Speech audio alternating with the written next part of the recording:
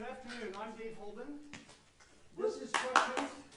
This is Chuck Hughes and this is Kyle Richter.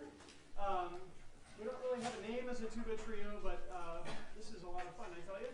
I wanted to talk to you very briefly about how this piece came about and what it's about.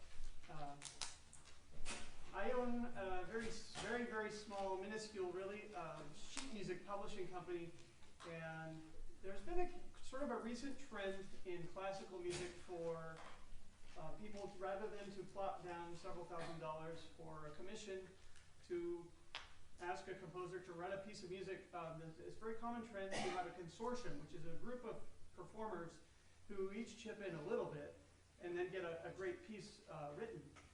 So this was part of a consortium that I headed, commissioning 4 new pieces for the tuba community.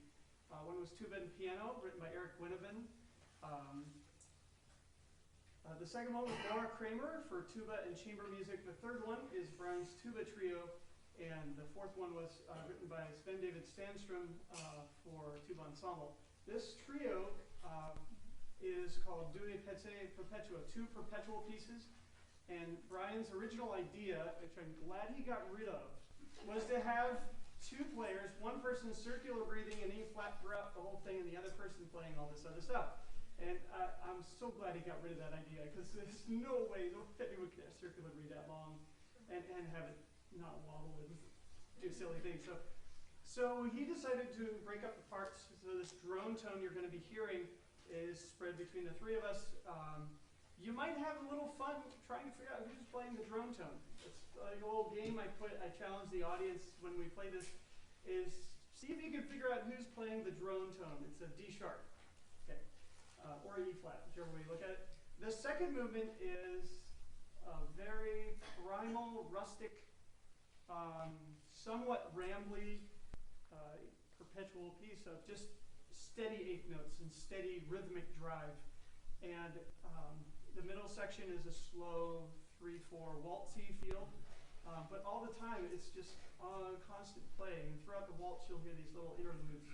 Each of us have a little solo, and then there's grand pauses, silence, so don't clap there.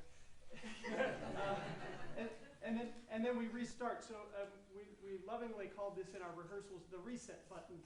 And let's start. So that's sort of what we call it, but maybe you could think of that too in today's modern age, or if you're editing a document for a class or something. And the redo button is good too. And I think you'll hear that beginning rambly, primal, just rustic, charge ahead and just keep charging, feel to it. So enjoy the 2 perpetual pieces written by your own Brian Kailbach.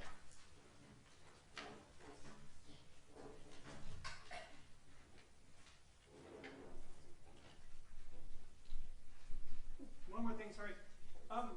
In case you want to follow along, who has the drone tone? Kyle has it first. Can you back up just a little bit? Sure. Or I can try and I can speak forward if you don't want to.